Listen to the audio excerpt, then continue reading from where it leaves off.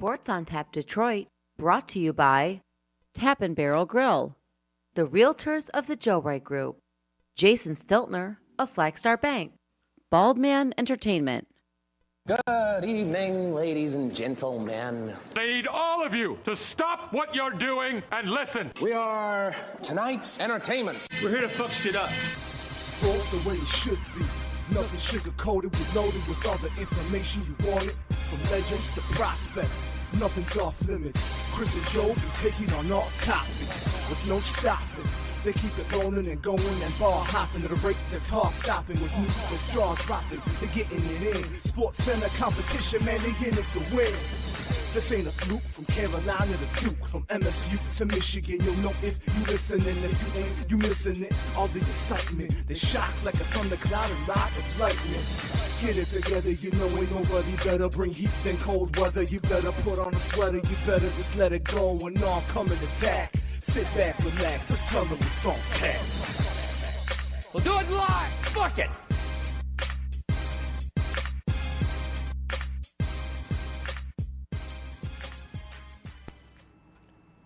Welcome to episode 205 of Sports on Tap Detroit, alongside Joe Waddell. I am Chris Scott. Joe, how are you?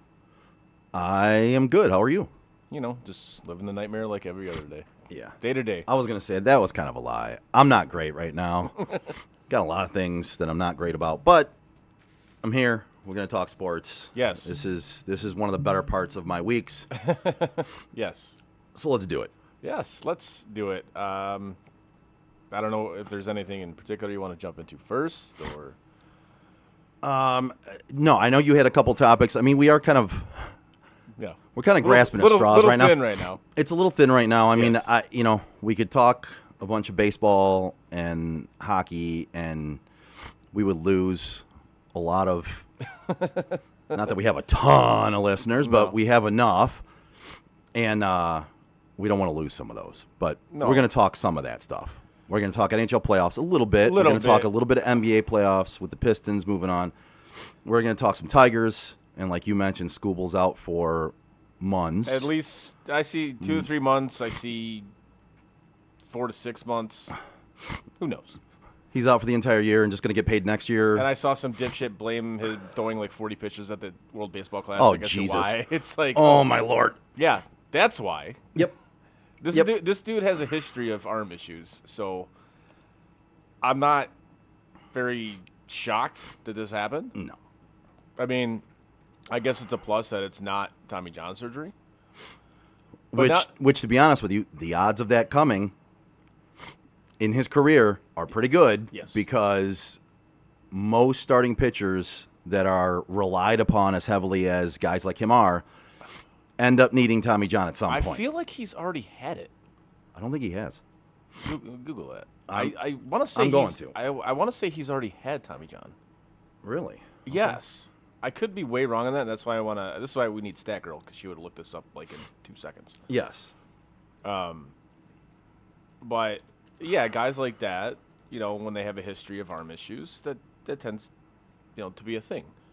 Now you look at it from the Tigers' perspective, and this team is they're just drowning in injuries right now. It's crazy. I mean, especially to their starting rotation, which we thought was going to be the strength of this team.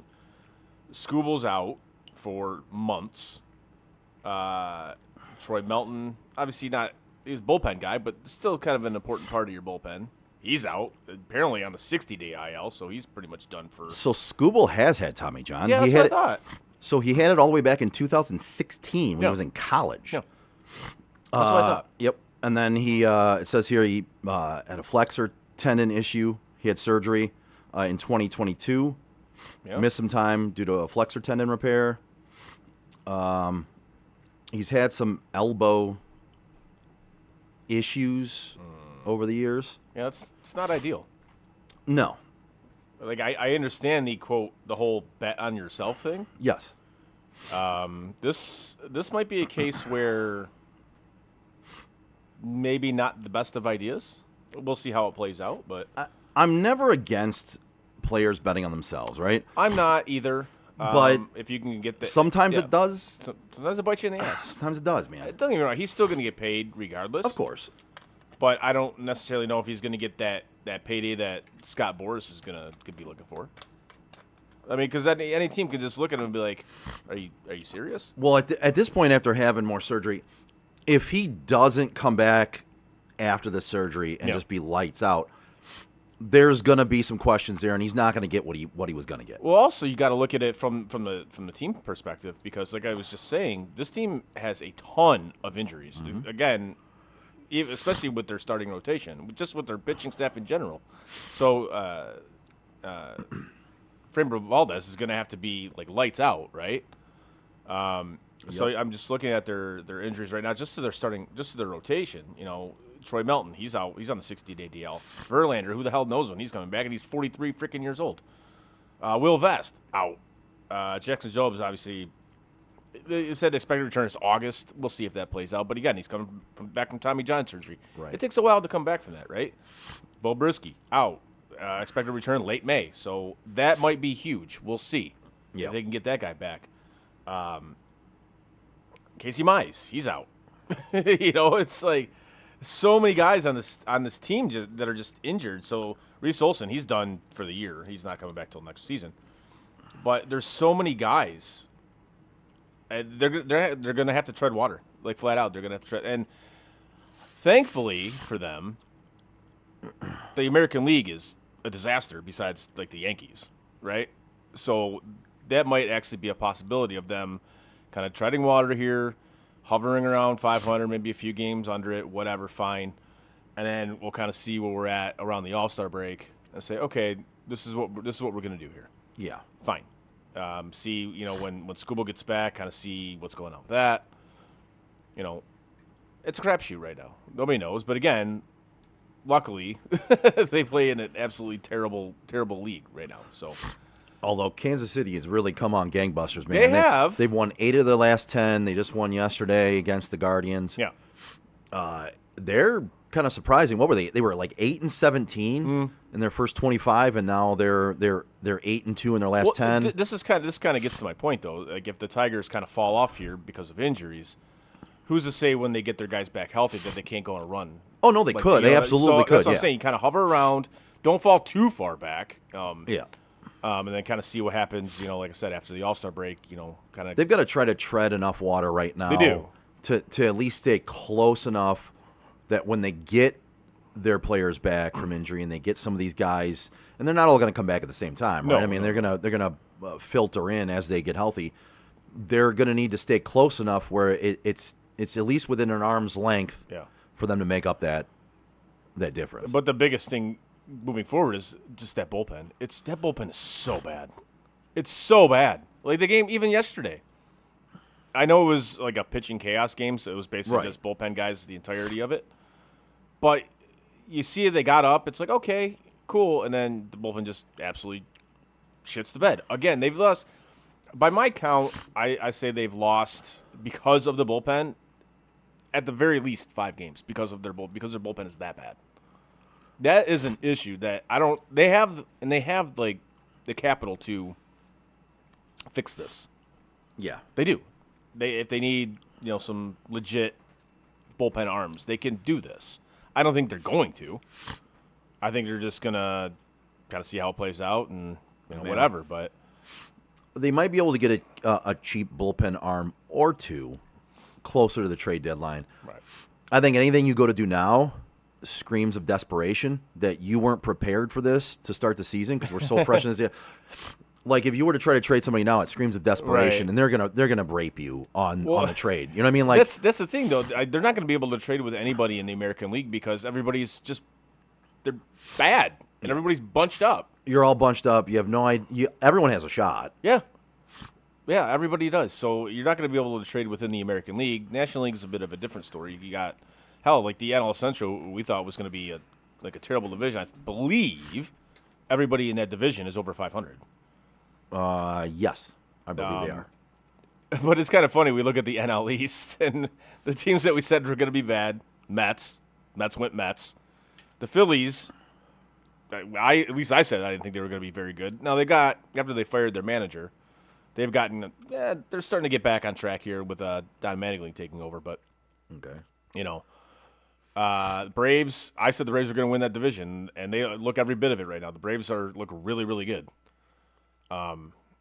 So obviously it's early. It's just hit May, so we're done with the first month of the season. We generally don't judge kind of how a team is until like the 40-game mark. Yeah. But I've never been a big fan of that. You are what your record says you are saying. I think it's kind of fraudulent, to be honest with you. I think it's something you just say. Yeah. Because a lot of times it's not true. I think we've seen that. We kind of look at the Pistons this past season. And I guess we can kind of, filter into the Pistons here a little bit.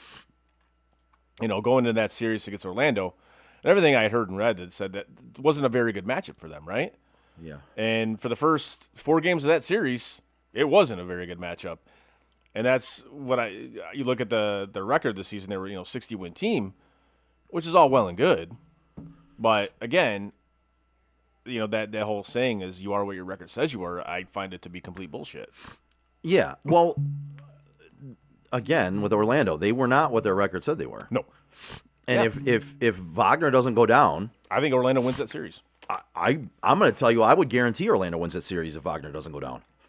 Because that was a whole different series once he was down with that injury. The last three games of that series were basically all Pistons except for that comeback in Game 6. What an epic choke job by Orlando, though. Holy shit. Yeah, I don't know. In those cases, I don't know who to give better credit to. Like, did Orlando collapse? Did Detroit come back? They were just really good. Combination of both. I look at it. I think it was a combination of both. But it's one of those things where if they don't pull off that amazing comeback, they still lose that series, which, again, you can't go back and say they didn't do it. They did. Right. But they had to come back from, 26 points? I think the highest guy was like 24, I want to say. 24 points? I think so, yeah. But, I mean, that's asking for problems right there. That doesn't always happen, and they almost lose that series even with Wagner down. Right. I mean... They don't have a true number 2, dude. They don't. Well, I mean, Duran can be if he actually, plays basketball. Yeah, but dude, this it's based on what I've seen in this series. He is not a number 2, true number 2. No, and Tobias Harris is having to step up, and he's like 90. 2. I was gonna say the dude is probably a grandpa at this point, right? Exactly. Like, if not, he's at the age where he could be a grandpa. You can't keep relying on him as your number 2, dude. Now if he's your number 3, yeah, fine, then fine. I can live with that. Dude, they need a number 2 badly, Very or bad. else they're not winning anything. This goes to Trajan Langdon. Like, why you knew you needed another guy, absolutely, and you did. Like, what is it with the GMs in the city that they look at trade deadlines and you're like, nah, we're good, yeah, or we're gonna do the bare minimum here, right? And it's every team in the city. It's ridiculous. It's every GM. It's like they are afraid to go all in on anything because tell me a team. And I don't think it's just GMs in this city. I think it's GMs. I think there's a lot of them, but it's definitely, speaking from us, right? Yeah. Seeing it in this city so much, even with a team I don't even like, with the Lions, where I look at that and I'm like, man, if they went all in, they might have a Super Bowl by now. Yeah. If they were willing to go all in and just risk it. And sometimes you have to risk your future for now. Like, again, you have to risk later for now. You got to do what the Rams did. Yes. They said, all right, we think we have a chance to win here. Fuck it, we're going all in. And they did, and they won. And they won.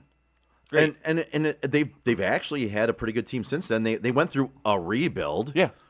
Well, what was the rebuild? That lasted half a season. Right, exactly. Like, it was. So there's definitely, I believe you should be able to risk going all in when you see your team is at the cusp. And no, you should.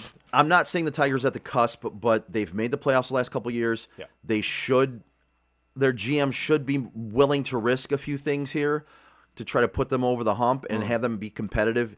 You can come out of the AL at this point with just a decent team, honestly. Yeah. So why not do it? With the Lions, they were really close. I don't know why. They made it to the NFC Championship game. They were 30 minutes away from going to the Super Bowl. They had a 17-point lead. At what point in time are you closer to going all in than that? You're really not. But this is what the problem with a lot of GMs, just in sports in general, is they look at their prospects and draft capital as This is mine. Yeah, and then if they trade one of those pieces and say that piece turns into like a superstar, they feel like that's going to be on their tombstone when they're done. Yeah. It's like, I can't believe you traded this guy. I traded this guy because we had a chance to win. Yeah. And this guy that I traded, he wasn't going to be part of our organization for another 3-4 years. Well, and here's the thing too is, like they're too afraid to have that etched on the tombstone. But they also are like Lenny from Of Mice and Men, with the guys they draft and who they get. Is it, I just want to hug them and squeeze it's mine. them. It's mine. Right. I'm gonna, and basically they end up smothering the team by doing that because 100%. you're just holding on to your pieces. Yep. I get it that you like your draft picks when you draft them, but it comes down to it's a business, Yeah. and winning is the ultimate goal. So if you have to trade a player that you might like the guy, but if he's not the piece you need, and the piece you need, you can trade that player to get, or that draft pick you have, which is not even a player yet, Yeah. draft the pick, the lottery ticket, or whatever you want to call it, for the guy you need. What's the odds you're going to get a player the caliber of a Crosby or a Myles Garrett or a whoever else you want to say, Troy Hendrickson? Your first-round draft pick is not going to equal them right now. Nope. If that's what you need right now, Yeah. and you can't wait for that player to develop and become that player, then you might as well just trade that pick for that player. Right. Like going back to your point, about this is a business. This is about what you're right. This isn't the try hard league. This is the win league. Yeah, it's not. We're there. Yeah. We're close. It's winning. Win. It's a sport. You play to win. You the game. play to win the game. But going back to that game 6 though, really quick. The more I think about it, as we've just talked about it, the more it was to me it was a choke by Orlando. Yeah. We scored 19 points in the second half. Period. Like that. That's a choke, dude. Did you say we? We. Didn't realize you played for the Pistons. Oh yeah. Yeah. You score 19 points in the second half. Yeah. That's to me that's a choke job. Yes. I kind of agree with you there. I mean, don't get me wrong. The Pistons did play better in the second half, and I don't know if Orlando could have played any better than they did, and especially in the second quarter when they literally, I think, made everything. Yeah. I think they were shooting almost 70-something% in the second quarter alone. But here's the point: if you enter the second half up 26 or 24, whatever it is, Yeah, mid-20s. Yes. what, bruh, You got to win that game. you got to win that game. You got to win that game. Like there's if you lose the game, Yeah. that's a bad look. Like, how do you go into Game 7 after blowing a lead like that? And again, we're not trying to take credit away from the Pistons. They did have to win the game. They did have to make shots. Yeah. Cade, I'll say, anybody that was dogging Cade and said he didn't have. I'm sorry. What did I hear? I heard so many insults about Cade when they were down 3-1. He's not a true leader. One of them was he doesn't have that dog in him. Oh, Jesus. He doesn't have the killer instinct. I disagree with that. He's not a true one, right? He's not a true one or two. Like, can we get rid of that now, please? Because the guy played amazing. He was having to carry that team, and to be honest with you, he's doing it after coming back from a collapsed lung. Yeah. Not like an abdomen issue, not a pulled muscle, not a bone break, a collapsed lung. Well, so I mean, without him, you get swept in that series. Oh, absolutely. Like, Orlando looked like the better team for the majority of that series. Well, and without him, you still lose that series in the last few games. Yeah. So Like, that talk is just kind of that term "you don't know ball." yeah. That's kind of where that comes. It's like, oh, okay. Like, I don't know what you're watching here. Well, and that was people that supposedly knew ball, and when people say stuff like that, I automatically just discredit. I will never listen to a single thing you say sports-wise from that point on and take it seriously. No. When you say stupid shit like that. Right, because it's usually after you disagree with somebody, and then their whole argument is, oh, you don't know ball, or you don't know puck, or whatever sport you're talking about. It's like, oh, okay, so that's your argument to me? Is I don't know what I'm talking about, so that automatically makes you right? Well, Got it. And also it takes into account that automatically them telling you don't know what you're talking about and you don't know ball means that they're correct. Right. I mean, great, congratulations. You think I don't know, but Yeah. I do. Exactly. You just don't agree with what I'm saying. Right, and you don't have to. Yeah, exactly. That's fine. Doesn't mean I'm wrong. Right, exactly. Just because you say it doesn't make it right. You know? Having something exit your mouth It doesn't make it right. doesn't make it fact. Like I was It makes it something you said. Well, I was having we were at work the other day. I don't know how we got on the topic of this about Jordan and LeBron, whatever, which I think is the lamest argument ever. But whatever. It's just tiresome at this It point. is very tiresome, and he looks at me. He goes, who you got, Jordan or LeBron? And mind you, this kid, I think he's 24. Gotcha. So he's a bronzexual. No, he's not. No. A homosexual. But he asked me. He goes, Jordan or LeBron? I go, Jordan. And I go, I can say this because I've seen both of them in their prime. I've actually seen them play live in their prime. Agreed. And that's what I try to tell people too, is people in our age bracket, Yeah. we have a great view of those two guys. Oh, yeah. Because we got to experience both players. Yeah. Yeah. In their heyday, Yep. in their prime, we got to experience it. Yep. I can see the case for LeBron. I get it. Longevity. Longevity, but Yes. that doesn't mean anything. I couldn't care less about longevity because in this NBA, you should be able to play for a long time. Load management. Load management. The game is incredibly soft. You Yep. can't touch anybody. Like, Foul. literally, the game last night, I forgot what game it was. Just flopping everywhere. This is what the game is, and it has been for quite some time. Yeah. Like and I hate to be old head here, but when Jordan was playing, you go to the rack, you were getting knocked on your ass. Yeah. Every time. Including him. Yeah, including him. But LeBron, they just, go ahead. But You're that's fine. that's kind of what made Jordan a killer, though. Yep. In terms of like, and that sounds bad these days, but No, it doesn't. in terms of the game, like if you're talking sports, right? People got to understand what we're talking. We're talking sports. He had that killer instinct, but he also had the knowledge that if he drove the paint, he had to do it with all authority, not any question in his mind what he was going to do when he got there, because Right. they were going to hit him. Oh, yeah. So he had to drive the basket as hard as he could with everything. I mean, just knowing total commitment. I'm not being stopped. Nowadays, you don't see that commitment because as soon as you get breathed on going to the basket, you're getting a foul called and you're going to the line.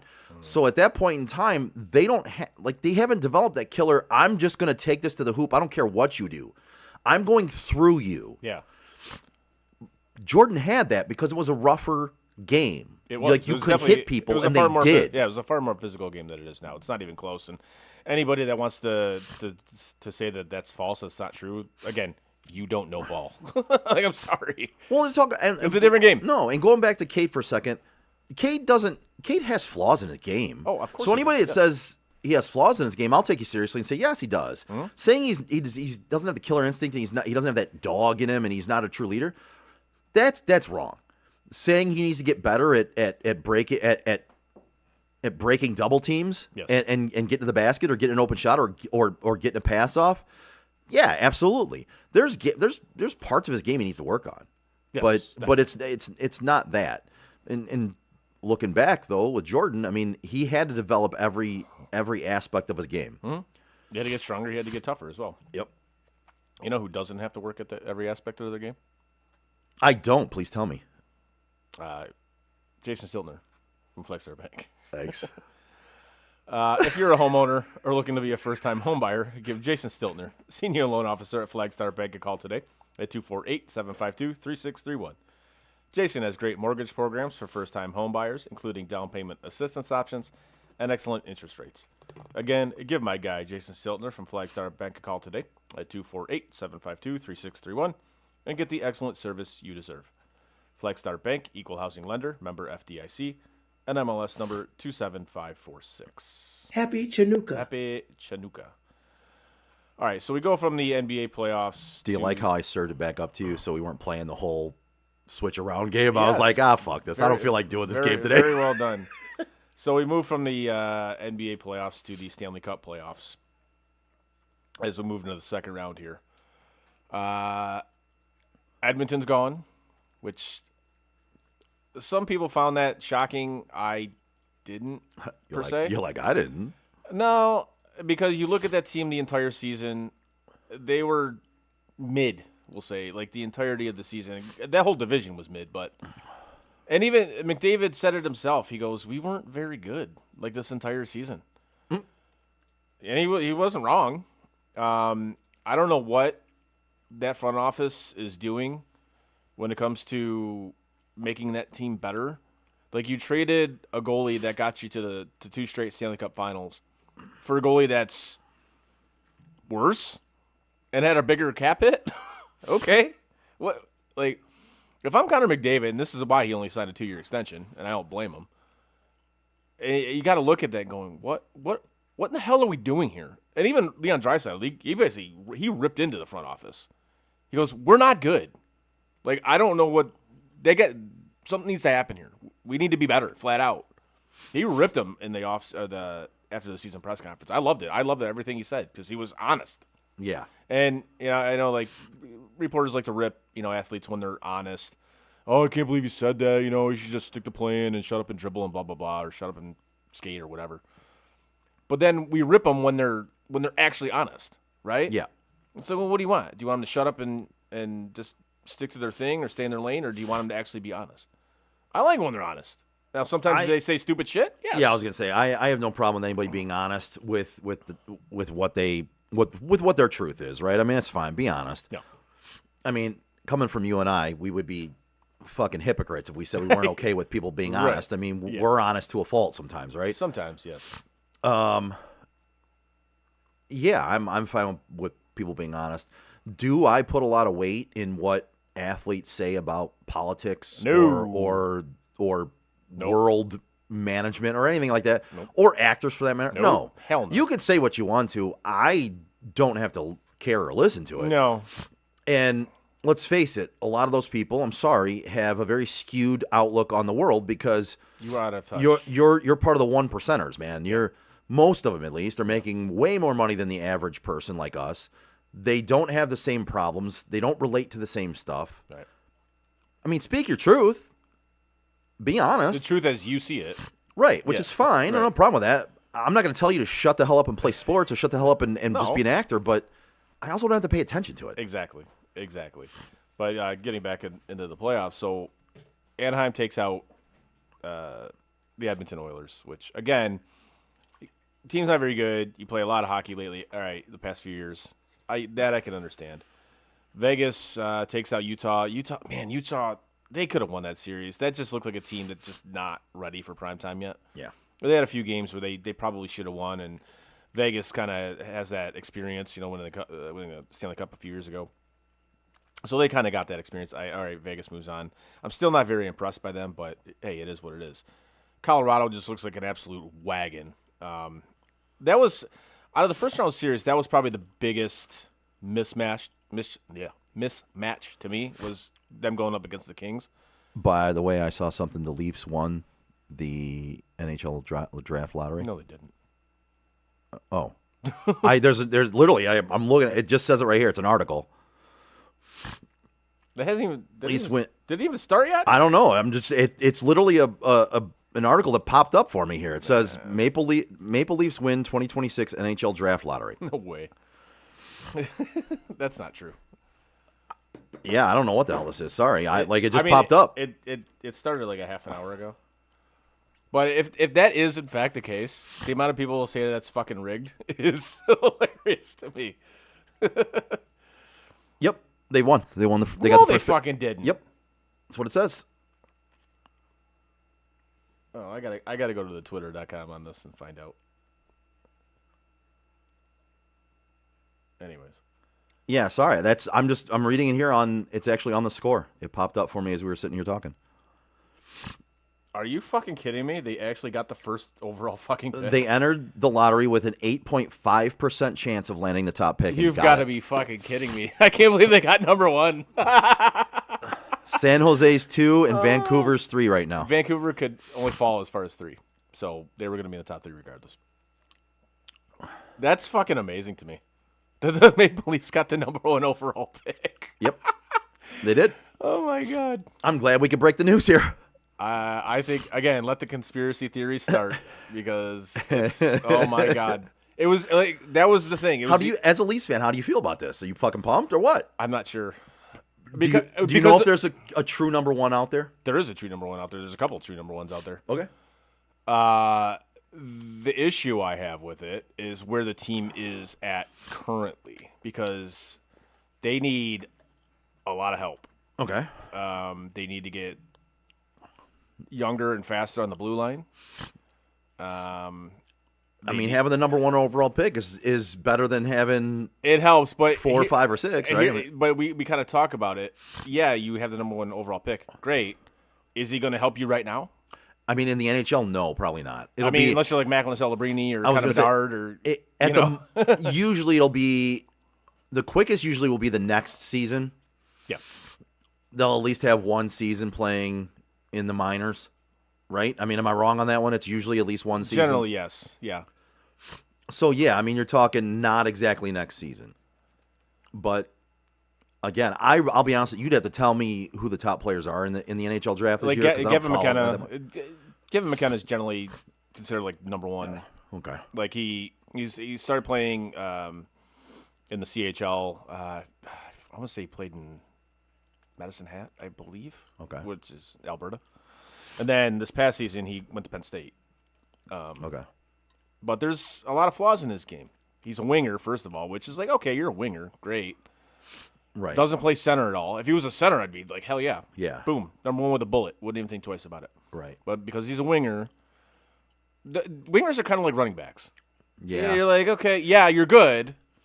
But I can probably get a guy who's going to be just as good in the next round or 2 rounds later. Yeah. You know. It's usually goalies, centers, really top-notch defensemen. Those are the guys that you really want at the top of the draft, honestly. I have no idea what they're going to do with this pick. Like, frankly, what I think they should do is try to take that pick and use it for a legit stud defenseman or trade it and see how many picks you could acquire. Because they have like 0 draft capital, like 0.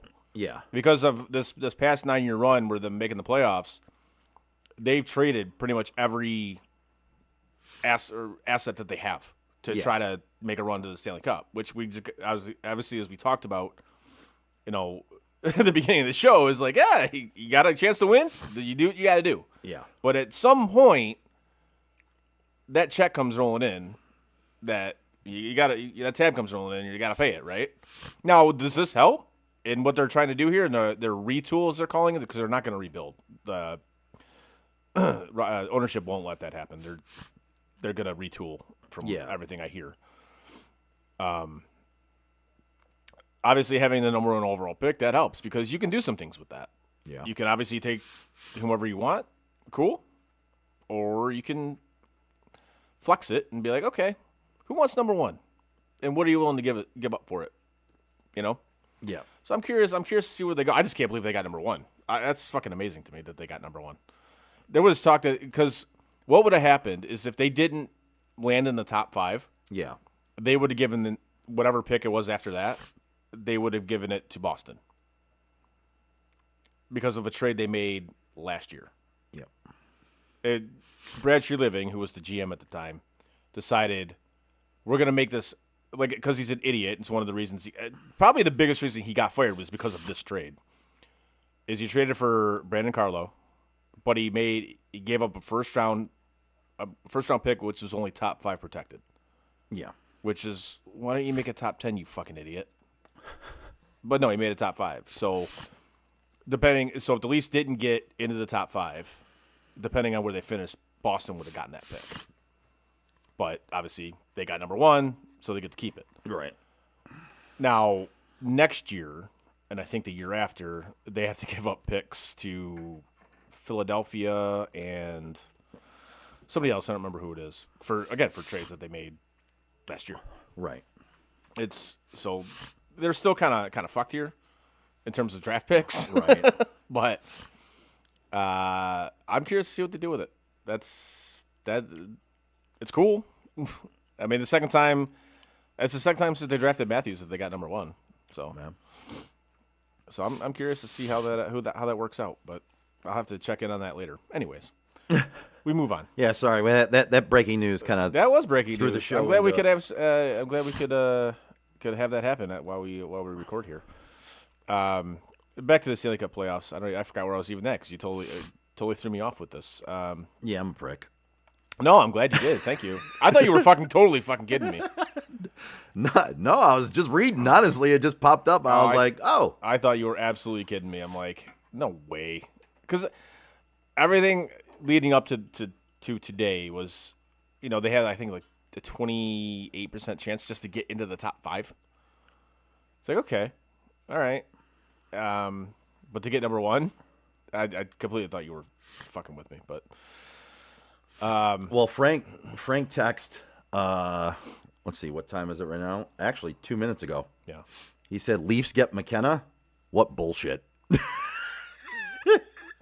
And that's the thing. They just hired a new GM like yesterday. Well, yesterday was the introductory press conference. And they hired John Chayka. I don't know how to pronounce it. It's either Chayka or Chayka. It doesn't matter. Yeah. I didn't want anything to fucking do with him. Yeah. He's got a history, not a great history. Not a good one. No. And then they hired Matt Sundin to go with him. So I'm like, okay, I'm not quite sure what you guys are doing here. You hired a guy with literally zero management experience in Matt Sundin. Obviously, great player, club legend. I get it. But John Chayka, who he has GM experience. He was GM of the Coyotes, and then he got suspended for a year because he was doing some illegal shit with draft picks and whatnot, or draft prospects, I should say. And just his tenure in Arizona was an absolute dumpster fire. It was a disaster. Yeah.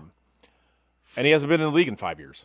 So it's like I'm listening. Makes a lot of sense. I'm listening again. The Leafs gonna leave, right? I mean, whenever you think they're gonna do the right thing, they always do the thing that you shouldn't do. Nah. Yeah, right. So with them having number 1, I'm like, oh my god, how the fuck are you guys gonna screw this up? Because that's all I've seen is how they screw shit up. But anyways, yes, again, back to the Stanley Cup playoffs. Colorado, they look like an absolute wagon. They easily dispatched of the Kings. The Kings, frankly, shouldn't have been in the playoffs at all.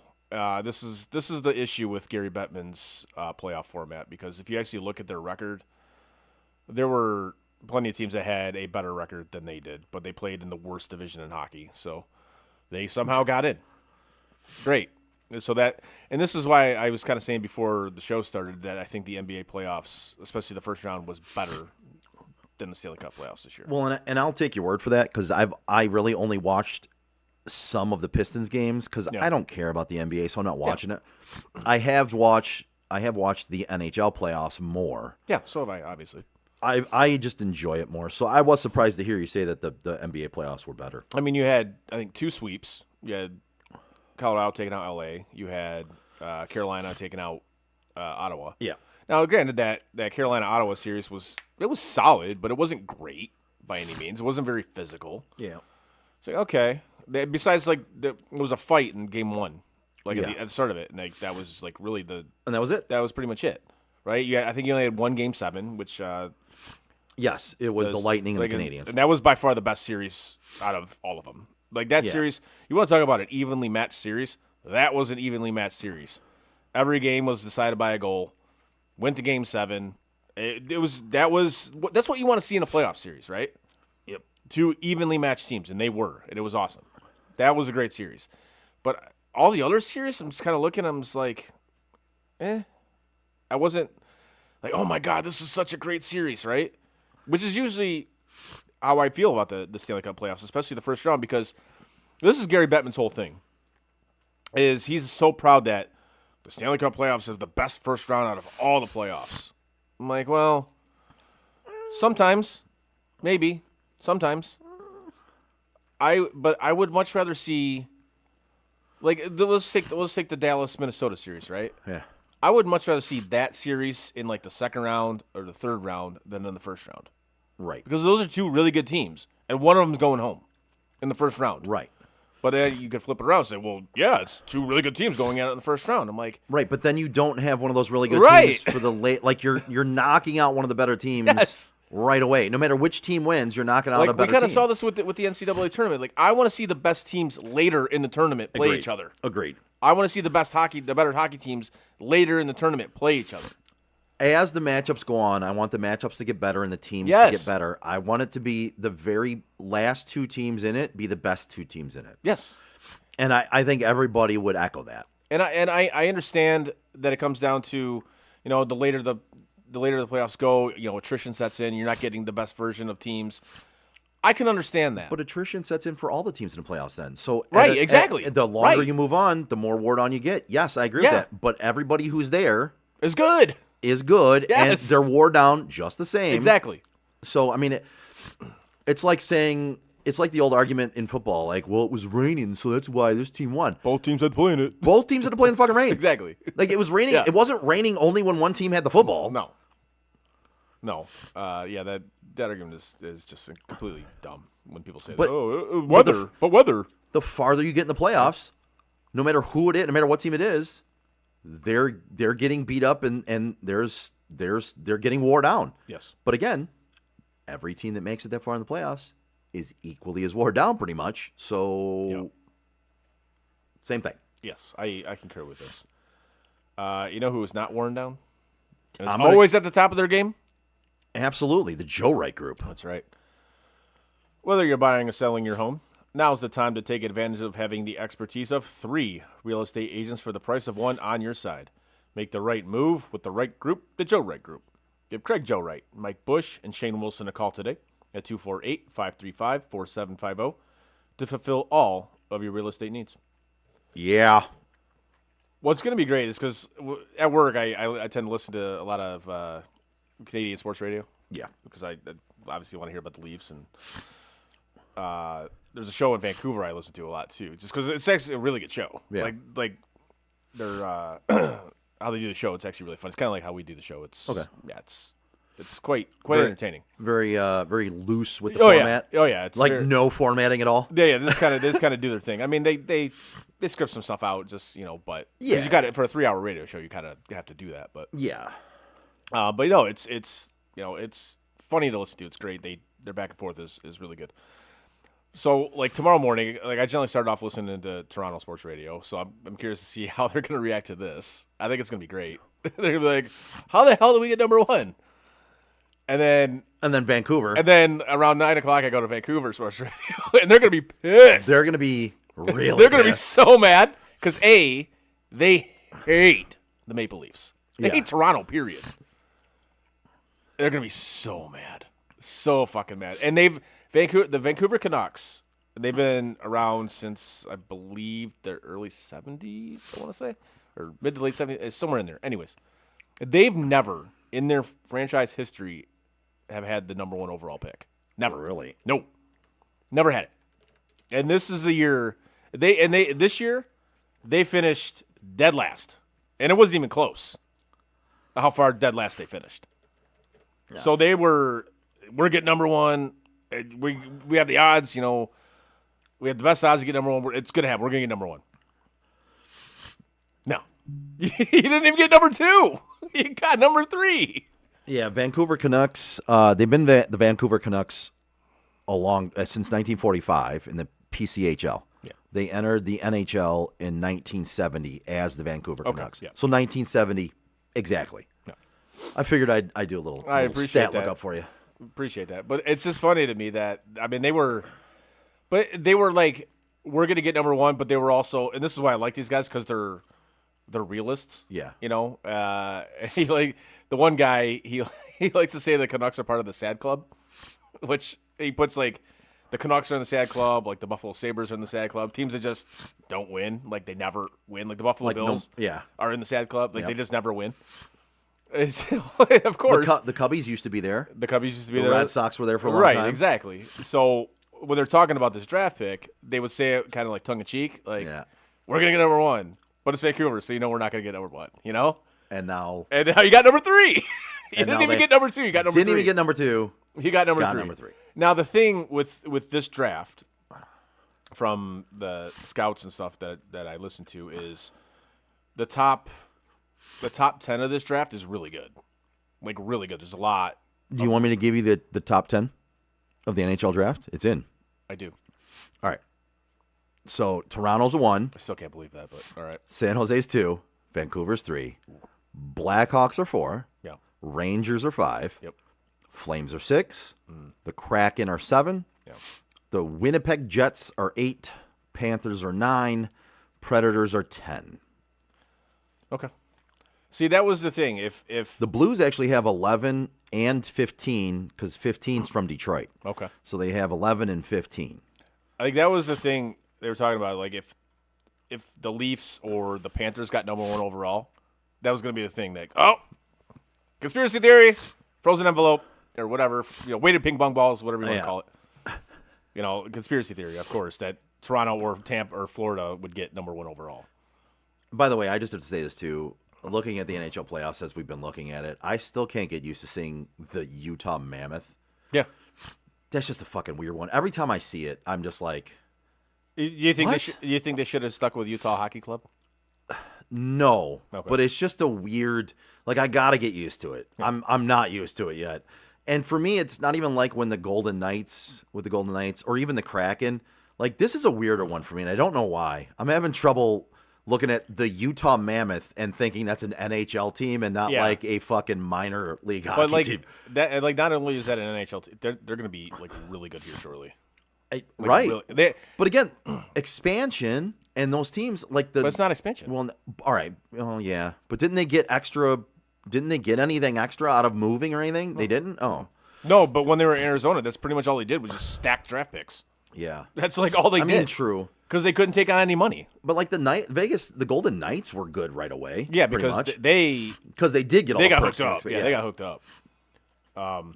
It's one of the reasons I hate the Vegas Golden Knights is because, like, I'm sorry, man. I understand why they try to make these expansion teams good when they come in because, I mean, if you're paying over, $2 billion, Yeah, you don't want it to be you fucking don't wanna- 15 yeah, years before you good. Yeah, so I get it, but I think they got help to the point where it's just kind of like, are you fucking serious with Yeah. this? To me, it was kind of a joke, but yeah, go back to the Mammoth. Like, they're going to be really good here really soon, especially with all the draft picks and draft capital they have, and good young talent they have. And now San Jose, especially getting number 2 to whomever they picked to pair with Macklin Celebrini, who, if the Sharks had made the playoffs this year, he would have gotten my MVP vote with a bullet. Wouldn't even thought twice about it because he was that good this year. That dude is going to be an absolute monster. It's weird. Yeah, seeing the Maple Leafs up there at the top I know, right? is really strange right now because, like, you never think of them as being a team that gets number 1 draft picks, but also they just don't win it. They're always kind of in that tier that doesn't win but makes the playoffs and doesn't get high draft picks. You know what I mean? Yeah, you're in the mushy middle. Yep. So yeah, that is a strange sight.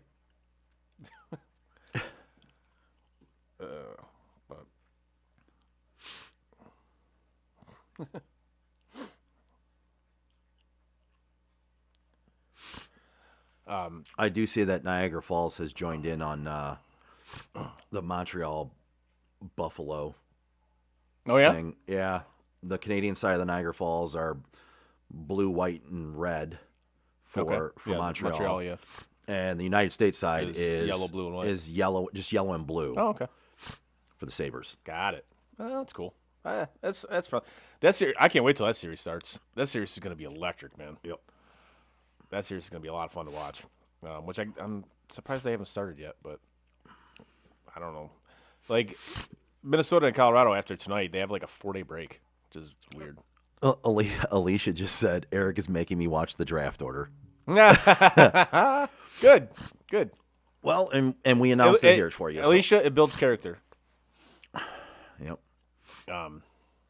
Anyways.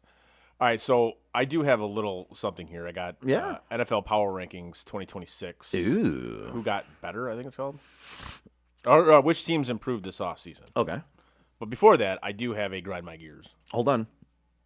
You know what really grinds my gears? Tipping culture. Yep. This shit has gotten way out of control. So, went to the Tigers game this past weekend. Grab a couple beers. Would you like to leave a tip? Fuck no. You literally turned around, grabbed a beer, and handed it to me. And you want me to tip you for that? Are you fucking serious? And then you go to some of these places where literally you have no option to not leave a tip. Wait. So here's I've never seen where you don't have an option. I love how everywhere you go now, when you scan your card, they turn the screen around for you. Yeah. And it just has all these options, but I always find the one that says no. Yeah. Because so if a tip is deserved, 100%. going out to a restaurant and getting service. Yes. Somebody delivering something to my house. I mean, and I'm not talking FedEx. I'm talking like grocery deliveries. Yes. Of course. DoorDash or food deliveries. Like those things I will tip. If I go into a party store and buy a slice of pizza and a pop, I'm not tipping you. No. You get paid a normal wage. Yes.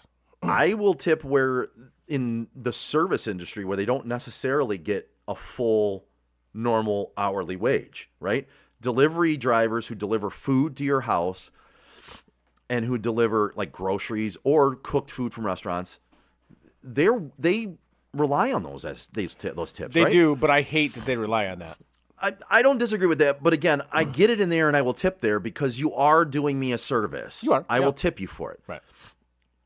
I'm not tipping everybody. No. If you're just standing at a counter and I ask for something and like you said, you turn around and grab it and hand it to me, what do you want me to leave you? Fucking 10 cents? Right. For that little bit of time it took you to turn around and then you hand get it the to me? dirty look. Good. Fuck you. It's Look like, at me what? dirty. Good. Look at me dirty. I don't care. I'm not tipping for everything. That's stupid. I'm with you on this grind my gears, and it's becoming more of a thing. Oh. Every time you go to buy anything anymore, Yeah. there's an ask for a tip. Well, And you're charging me more for everything right now. oh yeah. So, no. But it's fam. like say you go someplace, you get like 2 salads and a couple of drinks, right? And it runs you, we'll say $40, just as a number. Yeah. Okay. But then you go same place and you get some steaks, right? Steaks, a couple drinks. That's gonna run you, $130, whatever. Right. So, but you're bringing me literally the same service. Yes. But I'm tipping you on the food. That I'm tipping you on the price of the food which exactly. that bothers me. I'm not going to lie to you. I agree with you. Because I always leave 20% no matter what. I yes, as do I. Like, and if you're exceptional, right, then I'll leave more. Right. Of course. For me, it's 20% is usually the go. And again, if something's messed up for me, I'm not gonna put it on the server. Right, it's not their fault. I'm not going to take the tip away from them that I would give them. No. Now, if they do screw something up, and if it is their fault, the service is bad. Yes. I'll start at 20% no matter what. But if it's so bad, if you make a couple mistakes or whatever, I'm not. But if your service is so bad, then I will not tip you 20%. Like, very rarely do I ever do that though. Like you have if to you be come up really to the bad. table and you ask for my order and you either A, don't write it down, or B, put it into your little calculator thing, whatever. Yeah. And you fuck something up. Right. Yeah, you're 20%'s already gone. Like, I'm sorry, that's on you. See, for That's me, on you. Right. For me, it takes a little more, but again, it's just the difference, I guess, of like I spent so much time in the industry. Right. I feel bad for them a little bit. But I don't understand. I like, don't disagree with you there. I just bring something to write it down on. Like, or listen, if you're that good, you don't have to write it down. Then great, but get it right. Yeah. I mean, if you're getting Get it things, right. if you're getting things wrong, then you kind of need to write it down. Dude, every day I'm writing sticky notes for myself. They're all over my office. I have them at home. You know why? Because I know my memory's getting worse, and I got a lot of things in my mind. Yes. I know if I don't write it down, odds are I might fucking forget it. And it's like, if you ask them, shouldn't you be writing this down? They're like, no, I got it. And they get mad at you. It's like, well, okay, then don't get it wrong then. you don't get it wrong. But if you're an asshole, your food's going to be fucked up anyway. For me, even in that scenario, I think we all kind of agree in that scenario on a lot of things, at least within reason. Yeah. It's the areas where I wouldn't normally tip you, and you're turning the screen around for me or asking me if I want to leave you a At tip. least it's like I have enough character. Thank you. That's you do actually. You have a lot of character. So I but you could always. Everyone could have more, right? Yeah. Not that you don't have enough, but you could always have more. And the NHL, you can never go wrong. Right, So just exactly. watch it. Yeah. Just watch it, Alicia. Spend some quality time with your husband. You know what I mean? Could be Maybe, worse. maybe while you're watching the draft order, the NHL, like hold hands. You know? Yeah. I don't know. Could be worse. Could be worse.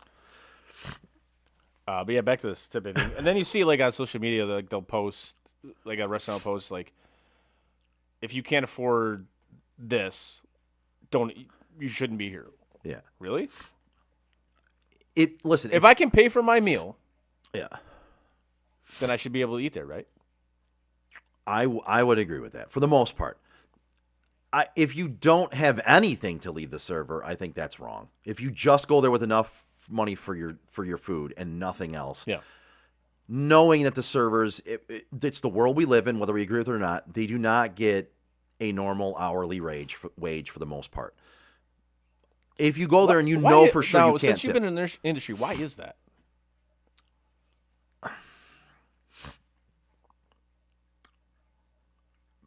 a lot of it comes down to what the restaurants can afford. And it's been the way for a long time. So a lot of those restaurants and a lot of bars and a lot of places like that, they've already budgeted. Like you'd have to raise your prices so much because they've already had to raise them for food costs and everything like that. Right. In order to be able to pay servers, bartenders, and everybody like a really decent hourly wage, your food prices would escalate. Would skyrocket. So at that point in time, you're going to be paying the tip anyway. It's just going to be in the raised food prices, right? Right. So it's one of those things where you're going to be paying it at some point. Yeah. Because that's the way the business has always been run, and that's the way it's budgeted.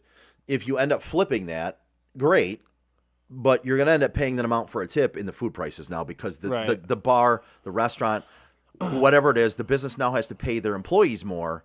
So it means they have to budget that into their costs of whatever it is. Now, what are your thoughts on included tip? Like it's already there. I agree with it for a certain amount of people for like a party. Okay. If you budget in 20% for a party, because I've seen where parties come in, they run this huge budget, and parties are tough, right, for a server. They're much more tough than like a 2-person table or having like 6 2 to 4-person tables. A party is a big thing. I mean, it's a lot. right. You got to make sure the food all comes out at the same time, drinks come out at the same time. You're making sure everybody's taken care of. You might have multiple tables plus that 10 top, 20 top, whatever you have. That I agree with.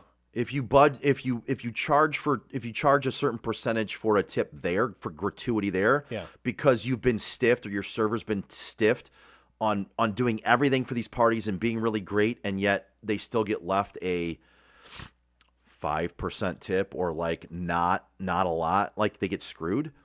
I agree with it in those aspects. I don't agree with it I don't care how great the restaurant is. I don't agree with a budgeted in tip where they automatically charge you for it. Yeah. Under like say a party of 10. I don't agree with it. Okay. No, I know some upscale restaurants do it. Yeah. But at I know that bars that do it. at that point, see, and I don't like it. I don't agree with that.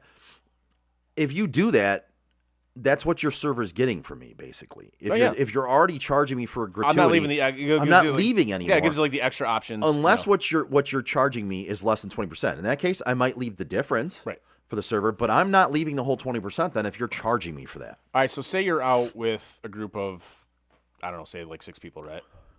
Yeah. And you get the bill, and obviously now it's kind of different. You can kind of do things separately, but but say the restaurant is you can only do like one check only, right? Yeah. Should the bill be split evenly, or should it be for what you had? No, in my opinion, everybody's paying for what they had. I'm with you on that. Like if we're going, it'd be different if we got together as a group of friends and we said, all right, we're gonna go out tonight. We're all gonna order expensive stuff, right? We're all gonna get steaks or lobster or whatever, and we just agree. Doesn't matter what it is. We're gonna cut it down the middle. We're all gonna get drinks. We're all gonna get decent dinners, and whatever the check is, say it's 6 of us. We're all gonna just split it 1/6 of the bill and say, fuck it, we don't care. Just toss in 6 cards, divide it up 1/6. We're all taking care of it. I'm cool with that if we talk about it ahead of time and we all agree, hey, we're all going to be ordering some expensive shit. We're going to have a nice night out, drinks.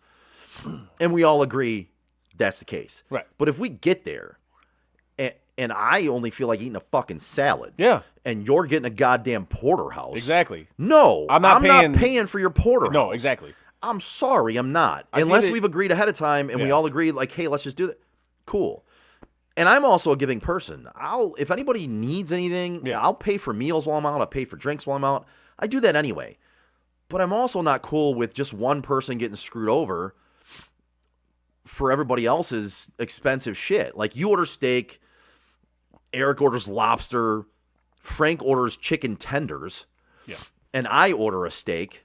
Frank should It's have not to- fair for Frank to It be is not. paying 1/4 of the bill No. because we all got steaks and lobster and he got a fucking chicken tender and fries dinner. I know I brought this up because I saw something, I think it was on Instagram today, like that, like this happened, where the chick like flipped out because everybody else got expensive shit and she got like a Caesar salad or something like that.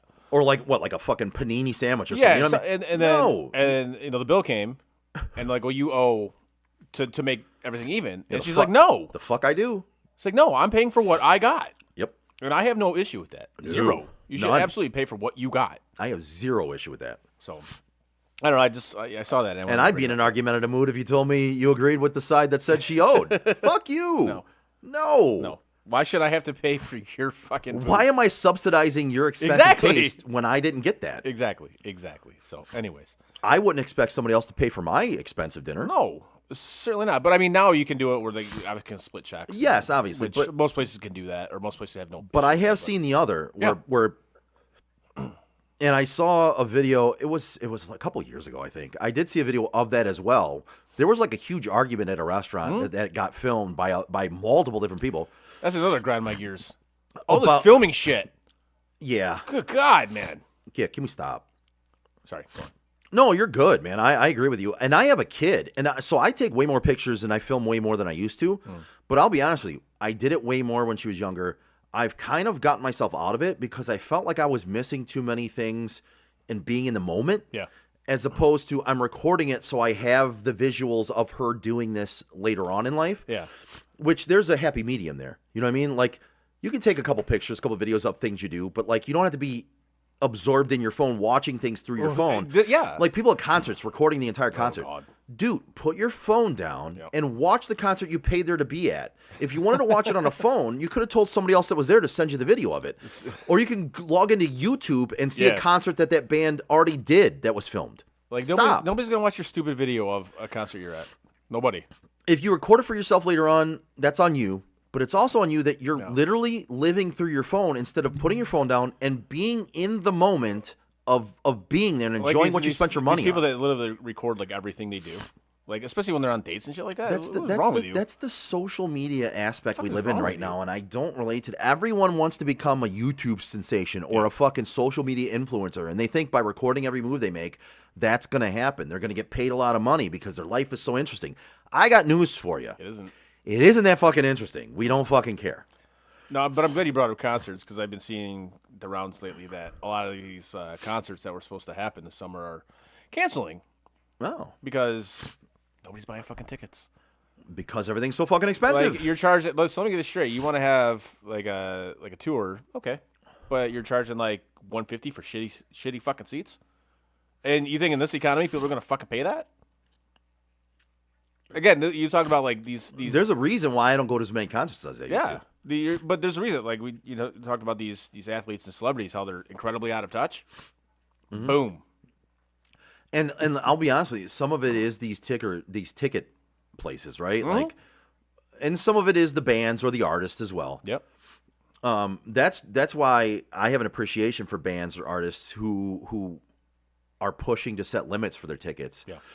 And giving extras to their fans who buy tickets. You know what I mean? Like that I appreciate because okay, it's supply and demand, and if your tickets are selling for a little more and you're getting that much, okay, great. But the bands and the artists who understand the other side of it and are like, okay, prices have gone up. We want to make sure our fans have a good show. We want to make sure that they have a good experience. We're going to give them a little extra. We're going to say, you know what I mean? Like I love that. You know, Ray's favorite band. I logged in to buy her a gift from them, right? And it was their new album is coming out, right? And it's coming out soon. I pre-ordered the album, but the band she likes was offering signed copies for no extra. No shit. Nice. Same price you would pay for a regular CD, which I got her. I didn't get the album, like the record. We don't have a record player. I got her the CD. She'll probably never play it because we listen to everything on our phones and shit. Right, but yeah. I bought it for her because I could get the signed version of it, which she'll now have the autographs forever, and it was no more expensive than the regular CD. I give a band kudos for doing that. I give an artist kudos for doing that because you easily could sell that for more. It's got your autographs on it. You Yeah. could sell it for more than the regular CD's worth. You're not doing it because you're giving back to your fans in a way that helps some of these things you pay for in the other aspect of it. I like That's that. awesome. That's cool. That's really cool, actually. Anyways, sorry to get on that kind of whole rant. Fuck it. We don't have a lot to talk about anyway in don't, sports, so we but might as well talk about other shit. We'll get on to this NFL power rankings.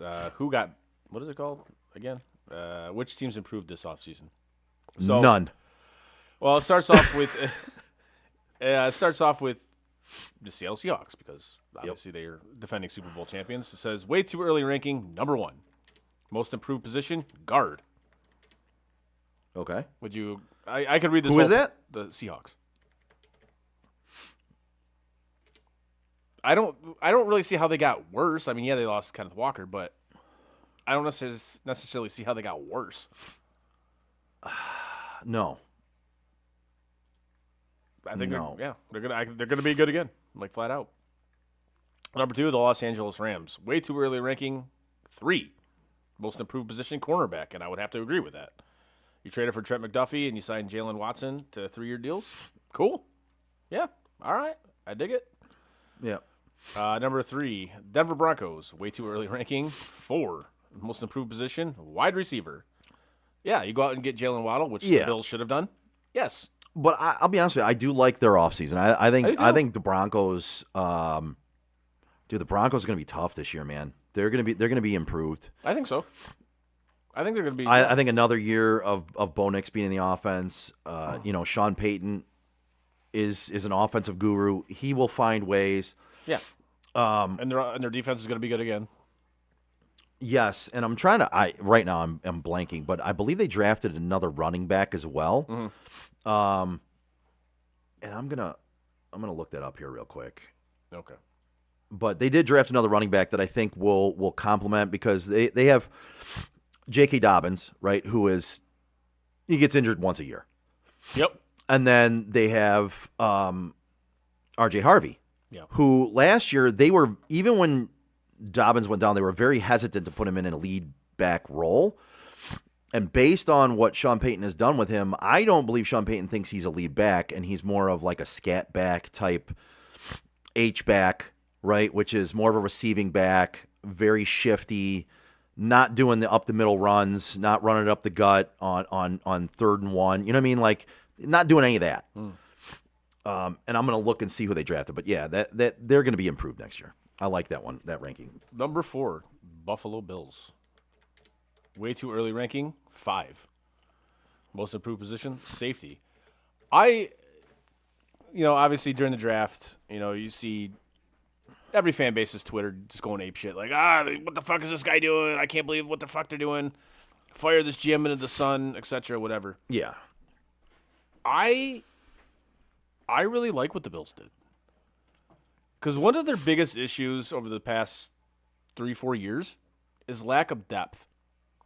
And with what they did in this draft by trading back and acquiring more picks is they didn't draft any superstar or anything like that. Right. Because, again, you weren't going to anyway. You were too far back.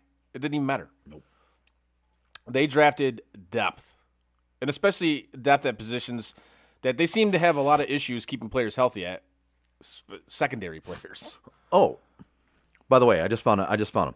The guy they drafted at running back is total coincidence that I love the guy anyway.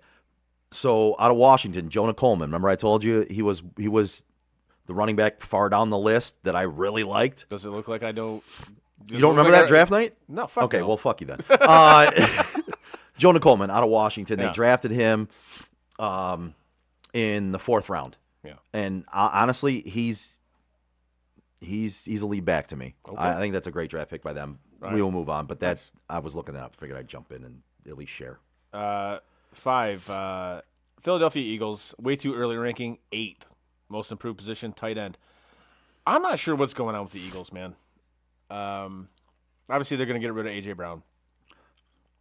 Which, Yeah, okay. and in that case, I like the Mekhi Lemon pick. Yeah. I think he's an NFL-ready wide receiver. They're replacing A.J. Brown, who's been kind of – they haven't seen eye to eye in Philly, right? No. And by all accounts, he hasn't been traded yet, but he will, and he's probably going to go to New England. Yep. Mekhi Lemon's a great pick for them to take that spot. But I look at the Eagles, though. I'm just like, is the problem the players or is it the coaching staff? I think it's been the changing in the coaching staff. Okay. They've changed coaching staffs every fucking year. Yes, they have. Yeah, it seems like it, yeah. I mean, it's been a revolving door for coordinators for them. Yeah, it kind of has. So I will say I like Eli Stowers for them, too, in the second round, tight end out of Andy. Yeah. I mean, those are two good offensive weapons. If Jalen Hurts can't make it work with those with the weapons he's going to have now, you got Goddard, you got Devontae Smith, now you got Mekhi Lemon, you got Eli Stowers, and then you've got Saquon Barkley, you've got a decent backup in Will Shipley. Does Saquon Barkley was last year like the descent for him? I don't think so. So you look at guys like McCaffrey, you look at guys like Jonathan Taylor, Saquon Barkley. Like when you have the year that he had, where he carried the ball so many times, and he was just the workhorse for them that year. Yeah. You're gonna have a dip the next year, man. It's your body can only take so much. And I know these guys are world class athletes, but still, they're human. But you got to look at Saquon. Obviously, when he was at Penn State, he was the workhorse. Yep. Right? And then he was with the Giants. He was like their only offense. He was their only offense. He was the workhorse. Yeah. And again, he had some injuries, so he did have some downtime there. But I think he will have a bounce back season this year. I don't think it was his fall off. I don't. I think this is the start of the decline. Or last year was the start of the decline. Now, he might have a solid season this year. I'm not saying he's going to be like go straight to the toilet. Yeah. But he also had an otherworldly season the year before that, right? I mean, he did. He can still come back up to where he should be without having the otherworldly season that the out of the world season he had. Number 6, New England Patriots. Way too early ranking. 2, most improved position, fullback. Okay. Yeah, I mean, they want him to have the same impact that he had in Buffalo with James Cook. Like that's what they want. Which I can understand that because James Cook had a really good season last year. yeah, I mean, you lead the NFL in rushing. Yeah, you had a good season. yes. So, 7, Green Bay Packers. Way too early ranking. 10, most improved position, cornerback. Does this team ever draft like offensive players of impact? Not really, no. Like seriously. Not really. Niners, way too early ranking. 6, most improved position, wide receiver. Well, yeah, considering one of their wide receivers is AWOL and nobody knows where the hell he is, and he's like fat now apparently. So, well, it looks like they dropped. So this is saying they dropped 6 spots down to 8. oh yeah, sorry, yeah, that's what. That No, you're is. good. Yeah, I was just looking at it. I was like, Yeah. no, they're 8th. Yeah, I mean, I kind of expect them to be decent. They got Mike Evans in place of a couple of divas that they had at wide receiver before. Yeah. Mike Evans is a workhorse, man. He's going to come in there. He's going to put up 1,000 yards for him. Right. That unless he gets hurt again, like he got hurt last year, he's going to get you 1,000 yards. He's going to be consistent. They brought in Christian Kirk, who has proven that if he's not number one, he can be pretty productive. Brock Purdy's proven that handed the football, he can get the job done. I mean, once he came back from injury last year, he was a gunslinger. So Yeah. they're gonna be back up there, man. Number 9, Chicago Bears, up from 11. Most improved position, safety. Yeah, so they got Kobe. Is this dude's name really Kobe Bryant? Yes. All right, I can see that. I think the Bears, if Caleb can get to another level and not have kind of the we'll say, blessed season that he had this past, this past year. Because you gotta look at a lot of the stuff that went right for him was blessed, right? Yeah. I think if he can take another step, I think the Bears are gonna be really fucking good this year. I think they're gonna be really fucking good. Yeah, I'm trying to look at who they drafted. They drafted Dylan Thieneman Yep. out of Oregon, first round safety. They had a decent draft. They had a decent offseason. Yeah, I don't see how they got didn't get worse, in my opinion. No, they didn't get worse. Like I said, I think they're going to be really good.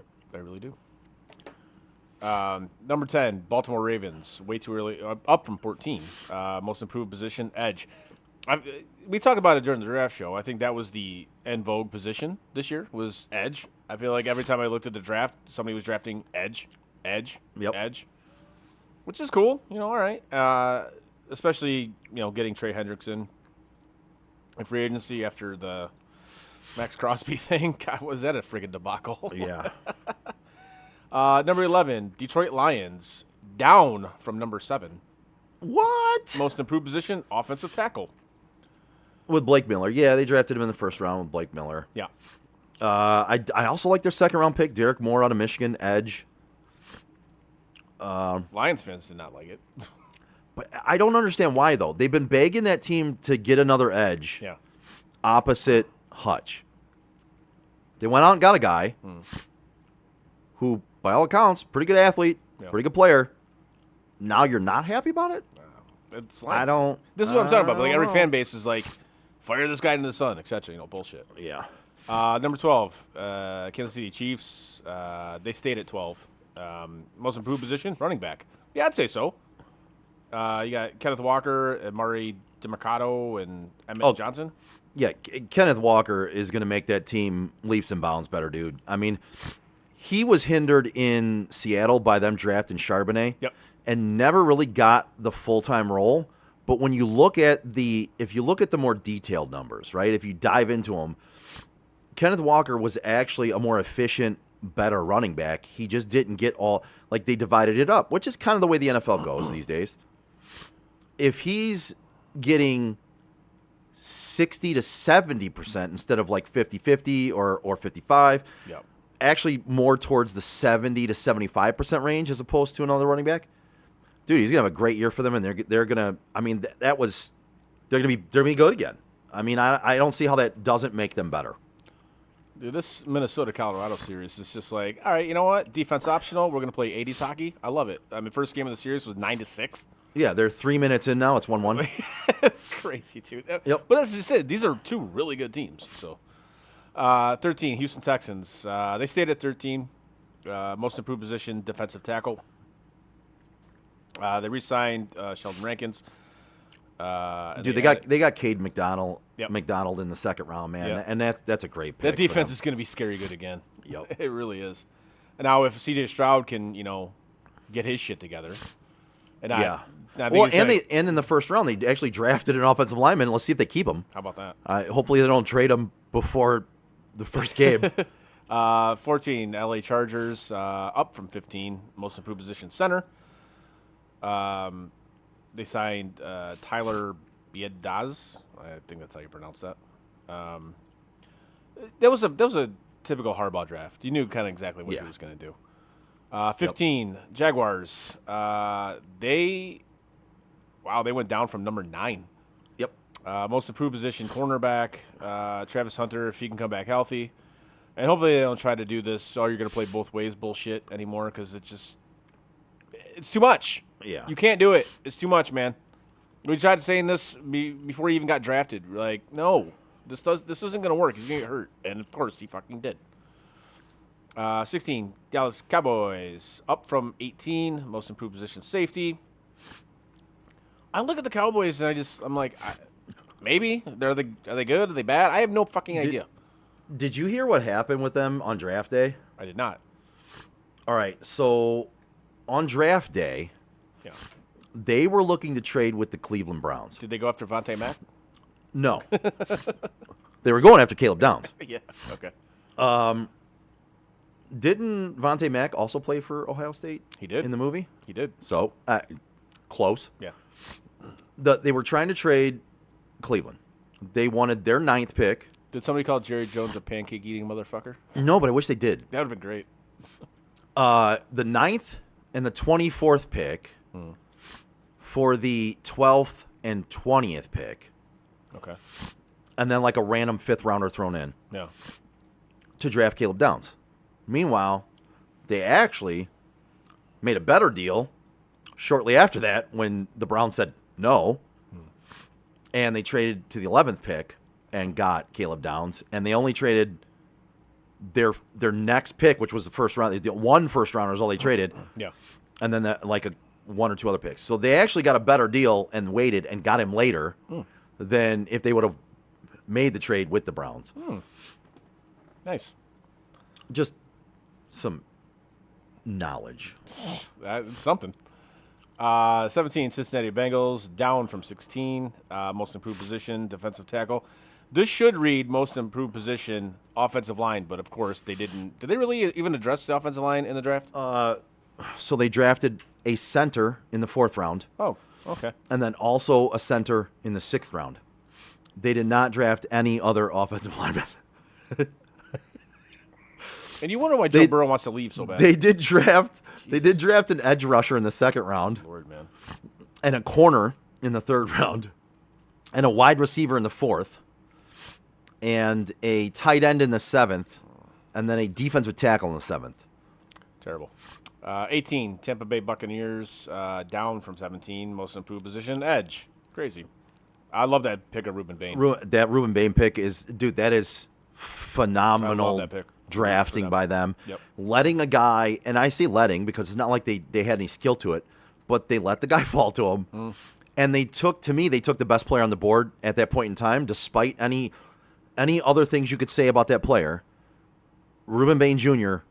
is one of the best players in this draft, and they got him at 15 without moving anywhere to get him. 19, Washington, up from number 20. The most improved position, edge. Yep, it seems to be the theme here. God, Jaden Daniels has to have a bounce back season period for this to mean anything. Yes, absolutely. 20, Indianapolis Colts, down from number 19, most improved position, defensive tackle.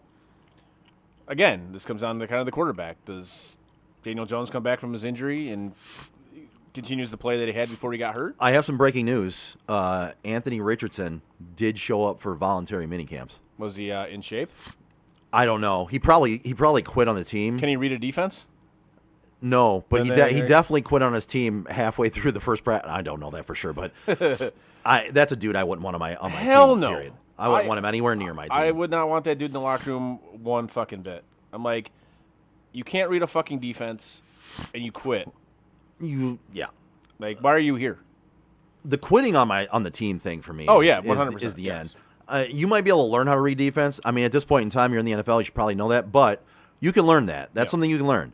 Having the heart to stay in a game when you're winded I'm too and tired. not give up on your team. I'm too tired. Okay, then get yourself in good enough shape to not be tired. Then, Unbelievable. like you're an athlete. You and I don't have to be in shape. We don't have jobs where we rely on being completely in the best shape of our lives. I'm surprised, like one of those. You do. I'm surprised, like one of those psycho, like offensive linemen or like linebackers did beat the shit out of him at halftime of that game. Somebody should have taken a swing at him. Yeah. At least one. Yeah, like you're tired, really? Oh, okay. Were you tired because you keep throwing interceptions because you can't read a fucking defense? What? What's the problem here? You're tired of just dropping back 7 steps and chucking the ball 60 yards down the field and hoping a receiver catches it and is there? Maybe don't be such a fat ass, you fucking piece of shit. Anyways, 21, Pittsburgh Steelers. They stayed at 21, most improved position, wide receiver. They got Michael Pittman Jr. to go alongside DK Metcalf. Do you see that? I sent that to the group chat. That dude's lawsuit. Yes, I did. God, I love it. It's great. Yep, that's fantastic. Absolutely love that. I saw that. I'm like, you fucking loser. They also drafted Bernard out of the wide receiver out of Alabama too. Yeah. That's a decent draft pick in the 2nd round that upgrades them at wide receiver as well. 22, Carolina Panthers. They stayed at 22, most improved position, linebacker. They added All-Pro Devin Lloyd. That's good. Yes. See, that's All-Pro. That's different. Yep. That is like, okay, but when you see like Pro Bowler, you're like, is that a thing, Yeah. But you see all pro. You're like, Okay. Well, yeah, because all pro is voted on by the players. Yes, So that's the one that actually means the most. exactly. They also drafted Monroe Freeling in the first round, offensive tackle, which is a good thing for Bryce Young. It is. 23, New York Giants. That's up from 25. Most improved position, linebacker. So they signed Tremaine Edmonds. They drafted Arvell They Reese, drafted Arvell Reese. Yeah, I mean, who I think was listed as an edge, but they when they drafted him, they made sure they stated he was going to be a linebacker. I don't hate what the Giants did this especially the draft. I don't either. I like what I don't the Giants either. did during the draft. They got one of the best offensive tackles in the draft Yeah. out of Miami. Yep. They got one of the best edge / linebackers that they could get in Arvell Reese. Two out of the top 10 picks this year. Plus they have a really young core. They have John Harbaugh that is now the coach. They're gonna be a team. They're gonna be a decent team. They're gonna surprise people this year. I think so, and they just got to make sure their quarterback isn't so hell bent on getting CTE. Well, and they're running back And they're running for that back. matter. You know what? Cam Scatterbo is going to be out of the league within 3 years. Book it. I don't disagree. If he doesn't change the way he plays, Yeah. you're 100% correct. 24, Minnesota Vikings. That's down from 23. Most improved position quarterback. I can't see how it was. I mean, it's a very low bar. So you got, Kyler Murray to basically take over for J.J. McCarthy. God damn, man. I kind of feel bad for the kid, but we absolutely called that. From when he was at Michigan, we called that. I feel bad for him because he had too high expectations on him coming out. Yeah. Because for some reason he rocketed up draft boards, I- and you and I both sat on the show many weeks in a row Yeah. saying we didn't understand the hype, we didn't understand why he was rocketing up draft boards, and clearly stated on the show that we felt if he got drafted in the first round he would be a bust. Like we sit here, we do a podcast. We're not paid by any NFL teams. We're not scouts or anything like that. But why could we see this? And dudes who get paid a lot of money didn't see this. And don't get me wrong, we get things wrong, but We do. It's one of those where we were both in lockstep on this This one, was and pretty- I'm with you. I but don't this understand. was pretty obvious. To us, it was. But so yeah, quarterback. That makes a whole bunch of sense.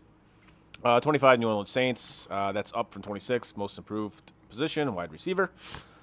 Obviously they have Chris Olave, which is cool. Yeah. Then they got Jordan Tyson coming in the first round. Yeah. When you spend a top 10 draft pick on a wide receiver, that's going to improve you there probably. It for the most should. part. Should. Yeah, it should.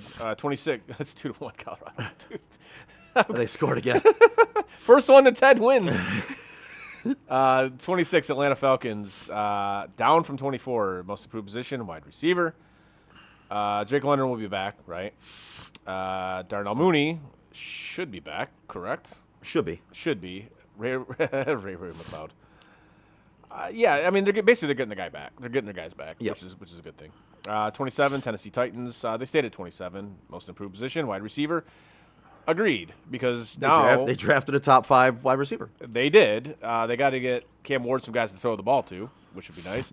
Now protecting Cam Ward is a whole issue in and of itself. I was just that to me is the bigger thing because I'm going to tell you, Carnell Tate, great draft pick for them. Yeah. They have Alec Iomanner, who had a decent season for them last year, and they have Chimiki DK, who had the most scrimmage yards for any player as a rookie ever, meaning that he was returning kicks, playing on offense. Like, the guy was all over the place. They have 2 young guys there who were rookies last year who are going to grow with the team, and they showed signs last year. Yeah. You add Carnell Tate to that, their wide receiver core is going to be really good. It should be. Again, can they protect You have Cam to Ward? protect Cam Ward. Is he going to have enough time to get the ball to these guys? Right. Unless you predicate your offense on that, like short, quick. Listen, if they can't protect him, they're going to have to. Yep. And I think they have the receivers that can get it done. Yeah. With like that group I just told you about. Do like a West Coast offense type thing? Like the Yeah, short, I think hot, they could if that's the case because all those guys can get open. And the 2 guys last year were rookies in DK and Iomanner. Those guys showed signs last year that they were going to be really good. Yeah. And if Carnell Tate is anything like he's touted to be, they will have 3 very good receivers on that field as long as they're not hurt. Shall see. 28 Las Vegas Raiders, up from 30. Most improved position, quarterback. Yeah, I mean, again, not a very high bar.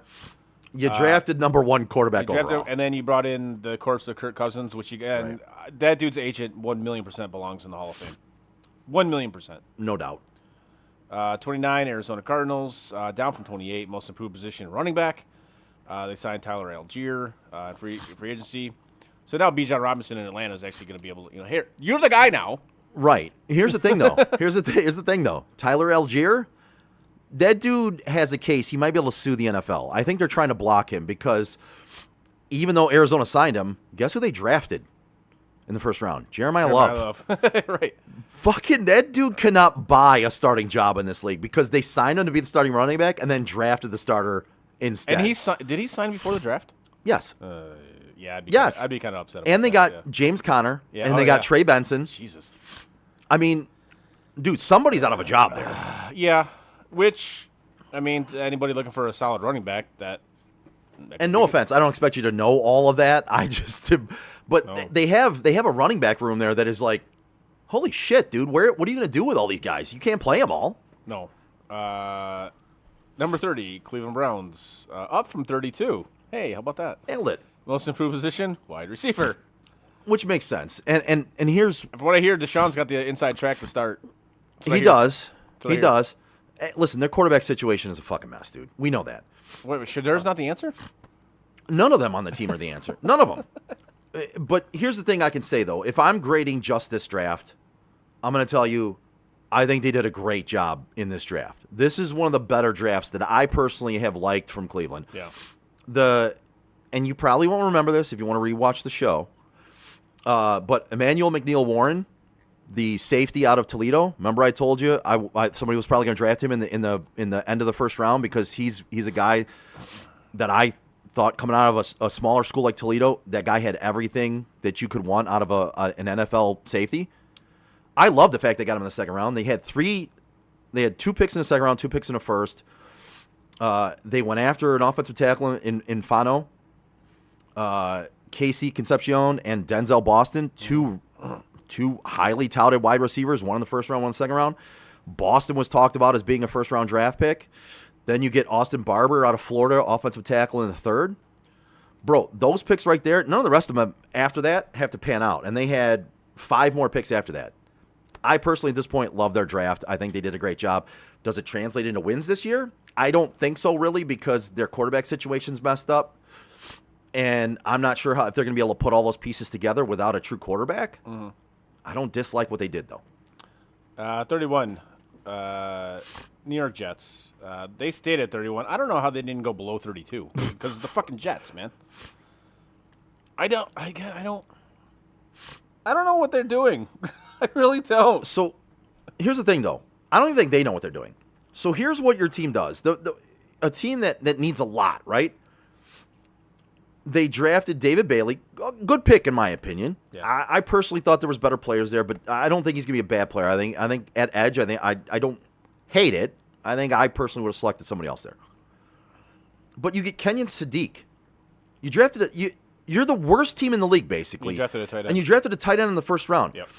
You had 3 first-round picks. You drafted an edge, which I think there was better edge rushers out there. Reuben Bain Jr. A tight end, which by all accounts, you really probably shouldn't be drafted a tight end in the first round, No. especially if you're a really bad team. Yeah. And then a wide receiver in Omar Cooper Jr. It's the Jets, man. Again, I guess the Jets will Jets. And then We always talk about it, man. If you're that bad of a team, you got to start building through the trenches, man. Build by the defensive and offensive line, which means I don't necessarily hate that they went David Bailey there. I would have went another player there. The position made sense. The next 2 picks made no sense to me. nope. And then at number 32, we have the Miami Dolphins, who again, they were down from 29, and they told the Jets, hold my beer, because I think they should be lower than the Jets.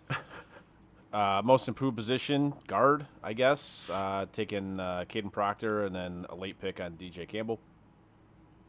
Dude, as another team, you're just like, what are we doing here? I just got to tell you this. Do you want to know how many picks they fucking had in this draft? No, how many do they have?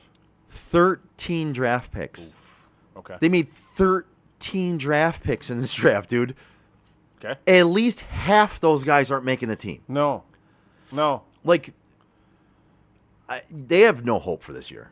That team they have no.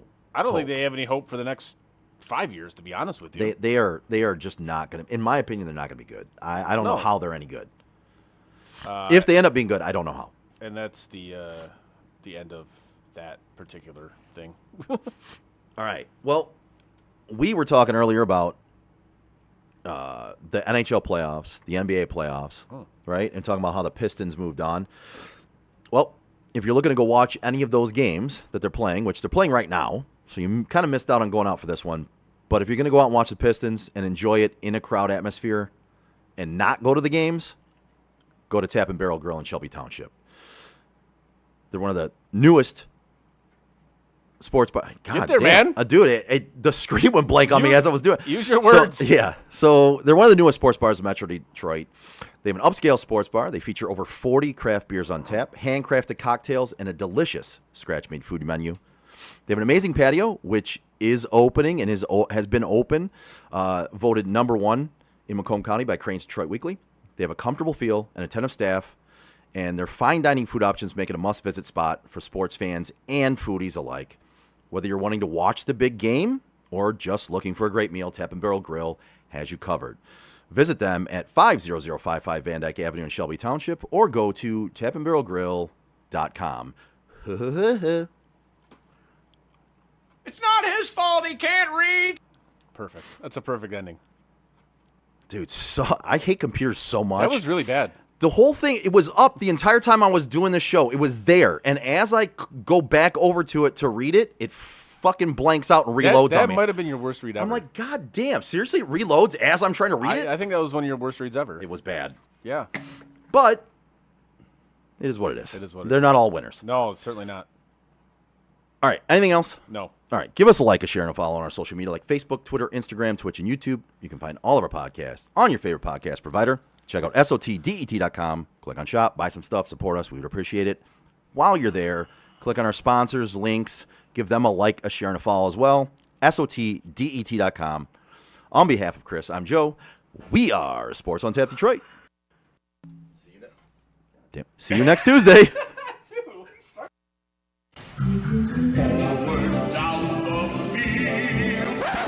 Fuck this shit, I'm out.